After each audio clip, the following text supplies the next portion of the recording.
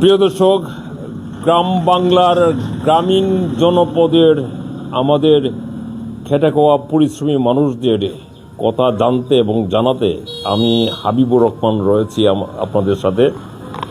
পাশে রয়েছে আমাদের বার্তা সম্পাদক আর জাকির হোসেন এবং আমাদের এই সাথে যে মুরব্বীরা রয়েছেন ওনারা এই অঞ্চলের মানুষ, এখানে বসবাস করেন যাত্রাপুর। আচ্ছা আচ্ছা, আপনার পরিচয়টা একটু দেন। আমি মোহাম্মদ মুজিবুর রহমান। আমাদের এই গ্রাম যাত্রাপুর আশুগঞ্জ। আমরা এই গ্রামেরই জন্ম। আচ্ছা, আমাদের সাথে আরেক মুরব্বী রয়েছেন, আমরা ওনারও সাথে একটু পরিচয় হব। জি, আমার বাড়ি যাত্রাপুর, থানা আশুগঞ্জ, জেলা বিবারিয়া। আমরা এক গ্রামের, উনি আমার বাইশটা। আচ্ছা, এখন আমরা আসলে যেই প্রসঙ্গ এইখানে এসেছি সেটি হলো যে আসলে ওনারা আছেন কেমন, ওনাদের সমস্যা এবং সম্ভাবনা উভয় কথাই আমরা জানব। আপনারা আপনাদের এই যাপিত জীবনে কি কি সমস্যা আপনাদের হচ্ছে এখন আমাদের যাপিত জীবনে তেমন কোনো সমস্যা নাই, তবে বর্তমানে তো কোনো মনোনীত সরকার নাই। ভারপ্রাপ্ত যিনি উপদেষ্টা, ওনার মাধ্যমে দেশ চলতেছে। একজন নির্বাচিত সরকার যদি হয় সবচেয়ে ভালো হয়, তবে এটাই আসলে নিয়ম। তো এবার এরকম আমরা আশাবাদী যে কোনো যোগ্য ব্যক্তি এবং সৎ ব্যক্তি যদি নির্বাচনে প্রার্থী হয়, আমরা তাদেরকে সংবর্ধনা দেব বা সমর্থন করব। যোগ্য ব্যক্তি, আমরা এমন যোগ্য ব্যক্তি চাই। প্রিয় দর্শক, ওনারা যুগ যুগ ধরে চেয়ে আসছেন। ওনাদের আদি পুরুষদেরও চাওয়া পাওয়া ছিল, আমাদের আদি পুরুষদেরও চাওয়া পাওয়া ছিল যোগ্য নেতৃত্ব। আমরা জানবো আমাদের যোগ্য নেতার দরকার, কারণ দেশ তো অনেক ধ্বংস করে দিয়েছে বিভিন্ন সরকাররা। এখন দেশটা কিভাবে ভালো চলবো, আমরা কিভাবে পরিশ্রম করে হাইতে পারবো, ওইটা আমাদের দরকার। সরকার আমাদের বাদ দিব, এটা আমার দরকার নাই।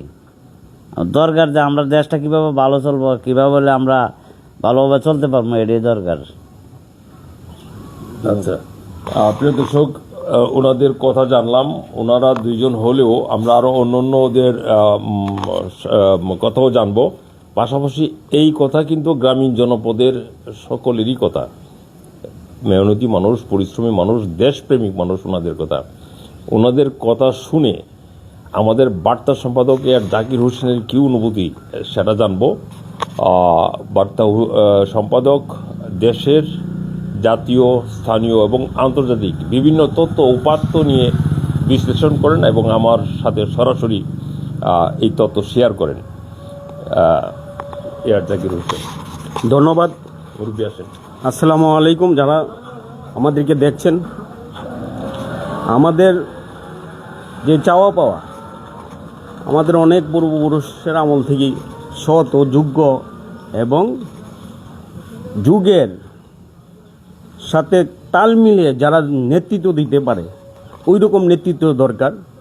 এবং ওনারা যারা বলছে, ওনাদের যে চাহিদা, ওনাদের যে এই যে জীবন, গ্রামের মধ্যে গ্রামীণ জীবন অথবা শহরের জীবন, সবাই নিরাপত্তা চায়। আমাদের নিরাপত্তার দরকার, আমাদের জনগণের নিরাপত্তার দরকার। এই নিরাপত্তার জন্য যা যা করার দরকার আমাদের চাওয়া পাওয়া ওইটা। ধন্যবাদ। আচ্ছা, এই যে সামনে নির্বাচন আগামী 12 তারিখে, অর্থাৎ ফেব্রুয়ারি মাসের 12 তারিখ, আজ হলো জানুয়ারির 12 তারিখ। আজ জানুয়ারির 12 তারিখ, আগামী মাসের ফেব্রুয়ারি মাসের 12 তারিখে অনুষ্ঠিত হবে গণভোট এবং জাতীয় সংসদ নির্বাচন। এই ব্যাপারে কোনো প্রার্থী কি আপনার নাম শুনেছেন বা আপনাদের কাছে এসেছে, আপনাদের সাথে পরিচয় হয়েছে, আপনাদের সুখ দুঃখের কথা শুনতে এসেছে? না, এখনো কেউ আসে নাই, তবে সামনে সময় আছে, এই সময়ের মধ্যে হয়তো আসবে। তা আমরা মনে করি যে সুন্দর সুষ্ঠু একটা নির্বাচন হোক এবং নির্বাচনটা গ্রহণযোগ্য হোক, এখানে জনগণের আমার প্রিয় দর্শক, আমাদের আরেক ভাই এসেছে আমাদের সাথে। আমরা আসলে এই গ্রামীণ জনপদের মানুষ আপনারা কেমন আছেন সেটা জানতে এসেছি। আপনার পরিচয়টা একটু জানবো। আমার নাম মোহাম্মদ মিজানুর রহমান, বাড়ি যাত্রাপুর। আলহামদুলিল্লাহ আমাদের গ্রামের মানুষ সব মিলে আলহামদুলিল্লাহ ভালোই আছে। ধন্যবাদ। একটু থাকেন আমাদের সাথে।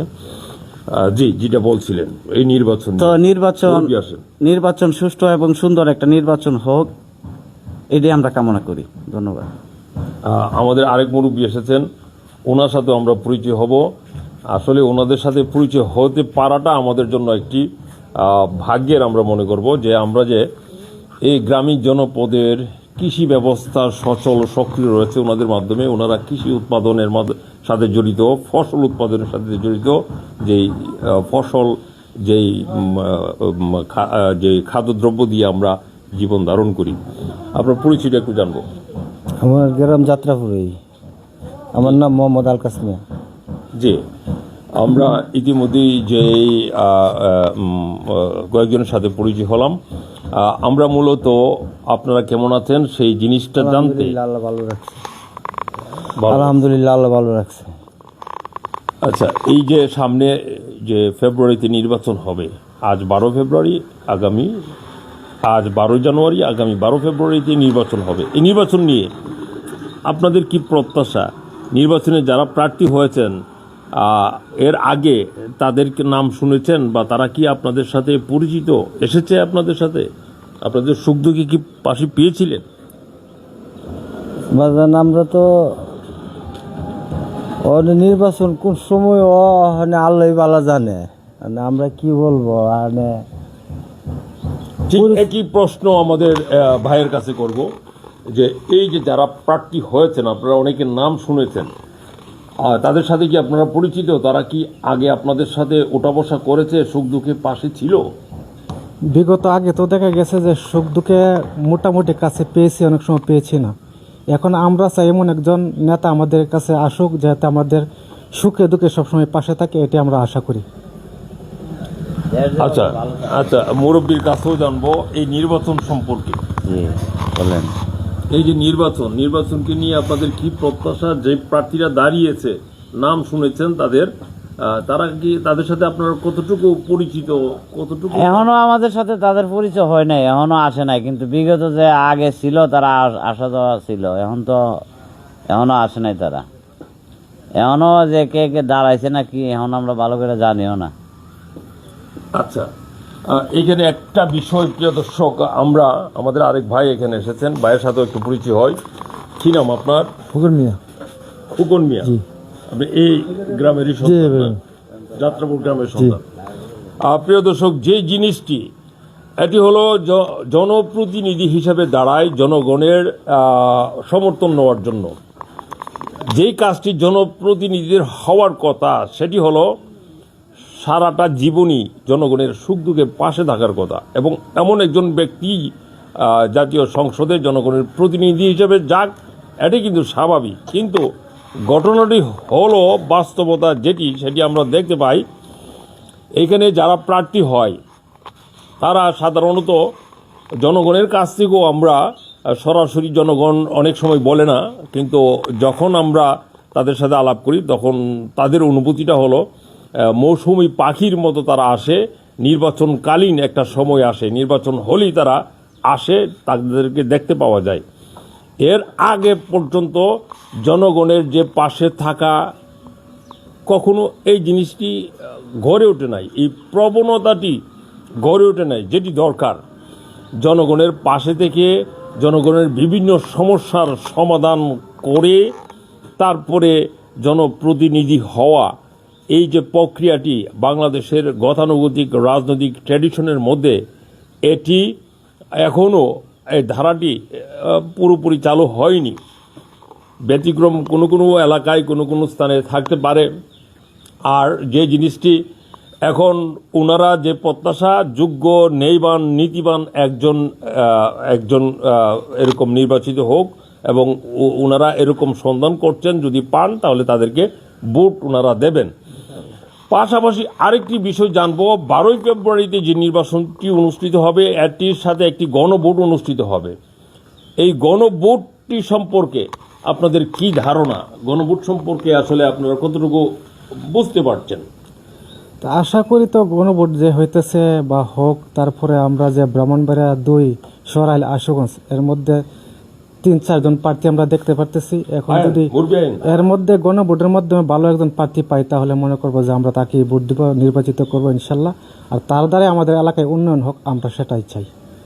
আচ্ছা, প্রিয় দর্শক, বুঝতে পারছেন যে গণভোটের সাথে কিন্তু প্রার্থীর ভোটের কোনো সম্পর্ক নাই, কিন্তু আমরা যে জিনিসটা বুঝতে পারছি না, কিন্তু আমরা জনগণ আসলে গণভোট কি আপনারা কতটুকু বুঝতে পারছেন গণভোট সম্পর্কে? গণভোট আগে আসলে কখনোই আমরা দেখি নাই বা এরকম শুনিও নাই। এখন নতুন একটা মানে সিস্টেম হয়তো এটা চালু করছে যে গণভোট পাশাপাশি এই সংসদ নির্বাচনে মানে গণভোট পাশাপাশি একটা নিবে, এটাই আর কি। এখন শুনছেন আপনারা? জি, আমরা শুনছি, আগে আপনারা হানা ভোট দেখেছেন, আমরা দেখেছি, কিন্তু গণভোট আমরা কখনোই দেখি নাই। হানা দেখেছি। আচ্ছা, আমরা এই মুরব্বীর কাছ থেকে জানবো যে গণভোটটা আসলে কি আমাদের। বাবার এই গণভোট সম্বন্ধে আমার কোনো আইডিয়া নেই বাজান। তাহলে আপনাদেরকে 12 তারিখে ভোট দিতে হবে, তখন আপনারা কি করবেন এই গণভোটের ক্ষেত্রে? ভোট কেন্দ্র বুর্জন একটা আছে, ভোট কেন্দ্রে যাবো, যেটা চলছে এটা তুই দিব শেষ। আমরা এলাম বাঙালি, কাম করি হাওন লাগবো, আমরা কয়ে গরু বাদ দিত না বাজান, আমরা আচ্ছা। কর্ম করে বাদ কামো, আচ্ছা। যেটা চলছে এটা তুই দিব এক কথাই। আচ্ছা আচ্ছা, একটু দাঁড়ান। সবার থেকে জনগণ যেন ভোটটা দিতে পারে এরকম ব্যবস্থা যে সরকার আছে বর্তমান সরকার যেন ব্যবস্থা করে দেয় আমাদেরকে, যেন ভোটটা আমরা দিতে পারি। যেন আমরা যাওয়ার আগে ভোটটা দেওয়া হয়ে যায়, তো এই সরকার এটা বৈধ হলো না, অবৈধ হয়ে গেল। গণভোট সম্বন্ধে আপনাদের ধারণা আছে কি? না, গণভোটটা কি জন্য হইতেছে না।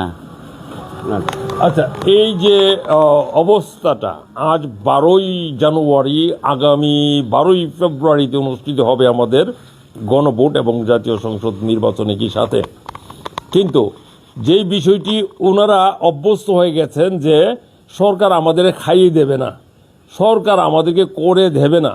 কিন্তু ব্যাপারটা হচ্ছে কি, যে এই রাস্তাটি যদি আমরা দেখাই, এই যে রাস্তাটি, এইটি কিন্তু সরকারই করেছে। আপনারা যে হাঁটাচলা করছেন, এই রাস্তাটি কিন্তু সরকারই করেছে। সরকার যে কিছু করে দেবে না, ব্যাপারটা কিন্তু তা না, সরকার কিন্তু করে দিচ্ছে। কিন্তু সরকার কাজগুলো যথাযথভাবে করে দিতে পারছে কিনা, রাস্তাঘাট বহুত দিচ্ছে, কিন্তু মুরব্বী আপনি একটু এদিকে আসেন, আপনার সাথে একটু পরিচয় হই আমরা।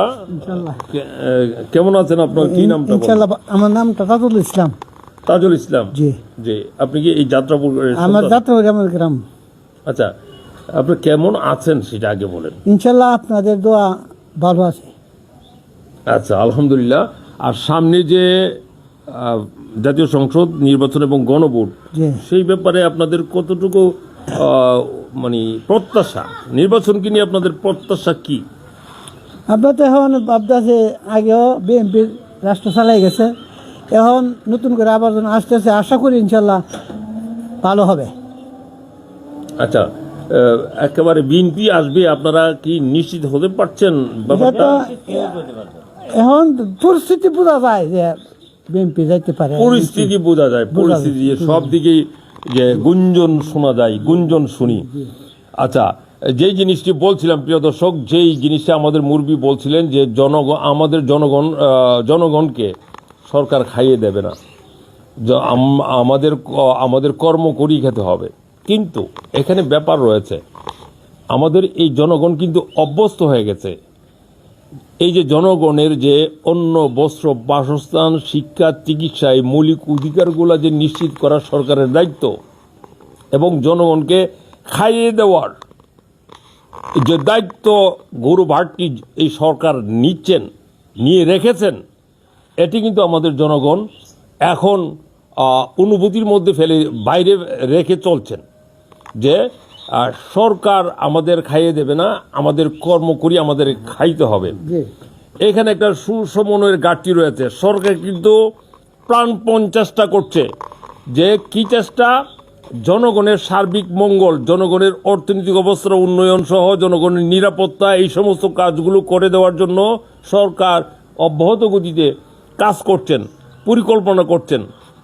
আবার জনগণ যে জিনিসটি, সেই সুফলটুকু জনগণের কাছে সরাসরি সে পৌঁছতে পারছে না। জনগণ এখনো অনুভব করতে পারছে না যে আমাদের জন্য সরকার কতটুকু দরকার এবং একটা ভালো সরকার হলে পরে আমাদের জন্য কতটুকু উপকারে আসতে পারে। কারণ তারা এর আগে বিগত সময়ে যারাই নির্বাচিত হয়েছেন, সরকার নিয়েছেন, তারা প্রতিশ্রুতি দিয়ে প্রতিশ্রুতি রাখেন নাই। প্রতিশ্রুতি না রাখতে রাখতে জনগণকে যে প্রতিশ্রুতি দিয়েছিলেন, তাদের এই করে দেবেন, সেই করে দেবেন, তাদেরকে চাকরি করে দেবেন, তাদের সন্তানদের 12 লেখাপড়ার সুযোগ করে দেবেন, কিন্তু বাস্তবে দেখা যায় প্রতিটি ক্ষেত্রে, প্রতিটি স্থানে অনিয়ম, অব্যবস্থাপনা। ওনারা যখন সরকার বলতে ওনারা একটু ব্রিটিশটার মধ্যে আছেন। কেমন ব্রিটিশটা সেটা আপনাদেরকে একটু খুলে বলি। ওনারা যখন ন্যায় বিচার পাওয়ার জন্য থানায় যায়, তখন ওনাদের একটা হয়রানি পোহাতে হয়। তখন ওনারা হয়রানির মধ্যে পড়ে তখন এই সরকারের প্রতি একটি বিতৃষ্ণা ভাব চলে আসে। ওনারা যখন কোনো প্রশাসনিক কাজে ছেলে সন্তানের জন্য কোনো কিছুর জন্য যান, তখন ওইখানে দেখা যায় তদবির না করলে ওই কাজটি করে আসতে পারছেন না ওনারা। এতে করে ওনাদের মনে একটি ক্ষোভ জন্ম নিয়েছে, দীর্ঘদিনের পুঞ্জীভূত ক্ষোভ। যে এই ক্ষোভটি হলো, এই সরকার কাজ করলেও সরকারের স্বচ্ছতা এবং জবাবদিহিতা নাই। তারা আমাদের জনগণের কথা বলে, জনগণের নাম বলে প্রতিশ্রুতি দেয়, প্রতিশ্রুতি বাস্তবায়ন করে না। তারা ক্ষমতা গিয়ে লুটপাট করে আমাদের নাম বেছে নিজেরা অট্টালিকা বাড়ি গাড়ি করে। এটাই রাইট, আপনার কথাই রাইট। আপনি কি বলেন? আপনার অনুভূতি বলেন। এই যে কইছে তো সবাই তো এটা তো স্বাভাবিকভাবে হ্যাঁ, যে অনুভূতিটা আমরা প্রকাশ করলাম, এরা এখন দুঃখিত আছে এবং যে পরিস্থিতি বোঝা যায় যে আমাদের এখন সরকার, যে বিগত যে সরকার চলে গেছে, এখন যে সরকার আসতেছে, আশা করি আমাদের জনগণের সেবার জন্য প্রস্তুতি নিয়ে চলবে। আচ্ছা, এই যে আমরা যে ব্যাখ্যাটা দিলাম, আপনারা জনগণ ভুক্তভোগী হিসেবে কতটুকু এর মানে আপনাদের না, অনুভূতি? আপনার ব্যাখ্যাটা খুব সুন্দর হয়েছে। যা মানে বলছেন প্রত্যেকটা কথাই আসলে দরকারি। এরকম সরকার যেই আসুক, আসার আগে তারা প্রতিশ্রুতি দেয় এরকম সেরকম, আসলে তাদের জায়গায় যখন পৌঁছাচ্ছে তারা এগুলি ভুলে যায়। আমার বাইরে কথা জানবো। যে কথা একমত, আপনার সাথে আমি কথা একমত যে যেই সরকারি ক্ষমতায় আসুক তাদের কথা যেন ঠিক রাখে, আর আমরা যেন ভোগান্তি শিকার না হই। আমরা সাধারণ মানুষ কাজকর্ম করে খাই, যে আমরা যে শান্তিভাবে চলতে পারি, আর যে তাদের কথাগুলো ঠিক রাখে সেটাই আমরা চাই। আচ্ছা, এই যে অবস্থাটা, এই অবস্থা থেকে পরিত্রাণ পাওয়ার জন্যই আমাদের ৭১-এর যুদ্ধ সংগঠিত হয়েছিল, মুক্তিযুদ্ধ, যার নাম ৭১-এ। এই স্বপ্ন, এই চাহিদা পূরণ না হওয়ায় আমাদের তরুণ প্রজন্ম আবার সেই চেতনা নিয়ে গর্জে উঠেছিল রাজপথে, জীবন দিয়েছে, শহীদ হয়েছে, রক্ত দিয়েছে। একটি সরকারকে হটিয়ে তারা এখন যেটি চাচ্ছে, আমাদের তরুণ প্রজন্ম, আগামীর ভবিষ্যৎ যারা, তারা যেটা চাচ্ছে, এই দেশের মধ্যে স্বচ্ছতা, জবাবদিহিতা নেই, ইনসাফ প্রতিষ্ঠা করতে। এবং এই স্বচ্ছতা, জবাবদিহিতা নেই, ইনসাফ প্রতিষ্ঠার জন্যই এখন বর্তমান সরকার চেষ্টা করছে নির্বাচনের মাধ্যমে যোগ্য নেতৃত্ব দিয়ে জনগণকে 12ই ফেব্রুয়ারিতে একটি নির্বাচনের আয়োজনের একটি উদ্যোগ নিয়েছেন। এখন এই জনগণ, আমরা যে জনগণ আছি, এই জনগণের কিন্তু সম্পূর্ণ ধারণা গণভোট সম্পর্কে নাই। এই গণভোট সম্পর্কে জনগণের কোনো ধারণাই নাই বলতে গেলে। গণভোট আসলে কি জিনিসটা ওনারা বুঝতে পারছেন না। আর এখন সবচেয়ে বড় যে প্রশ্নটি, সেটি হলো, আমরা কি আবার সেই অস্বচ্ছতার দিকে, জবাবদিহিহীনতার দিকে চলে যাব নতুন নির্বাচনের মাধ্যমে, নাকি আমরা স্বচ্ছতা, জবাবদিহিতা এবং একটি ন্যায় ইনসাফ প্রতিষ্ঠার সরকার কায়েম করতে পারবো? সেটাই তো এখন প্রশ্ন। এখন এটা যদি হয়, স্বচ্ছতা, জবাবদিহিতার দিকে যদি আমরা এগিয়ে যেতে পারি, তাহলে আমাদের এই জনগণ যেটা বলছে যে সরকার আমাদেরকে খাইয়ে দেবে না, আমি যাবো খুব দূর আপনি কই যাইবেন কোন যাবো ব্রাহ্মণবাড়িয়া এখন কি কাজে যাইবেন? যাবো একটু দরকার আছে মেয়ের বেদ যাবো মেয়ের বাড়িতে। আচ্ছা, বিশেষ দরকারটা একটু বলে যান। দরকার মেয়ের বেদ যাবো, মেয়ের দেখতে যাবো। দেখতে দেবেন? আচ্ছা আচ্ছা, ঠিক আছে, ধন্যবাদ। এই যে ওনাদের চাহিদা, ওনাদের জীবন ব্যবস্থা সম্পর্ক আপনারা একটা আইডিয়া, ধারণা পেয়েছেন। এটি আমাদের গোটা বাংলাদেশের ৬৮,০০০ গ্রাম বলুন আর কম যাই বলুন, এই বাংলাদেশের চিত্র। সব জায়গায় হয়তো এরকম বিল্ডিং ভবন পাবেন না, এই গ্রাম এলাকা হলেও এখানে আমাদের পিছনে একটা বিল্ডিং দেখতে পাচ্ছেন, একটি সচ্ছল এলাকা বিদায়। আর যে জিনিসটি আমরা বলতে চাই সেটি হলো জনগণের এখন প্রত্যাশা, যেটি আমরা ওনাদের সাথে আলাপ করে যেটি জানতে পারছি, ওনারা এতটুকু ৯-৬-৫ বুঝেন না।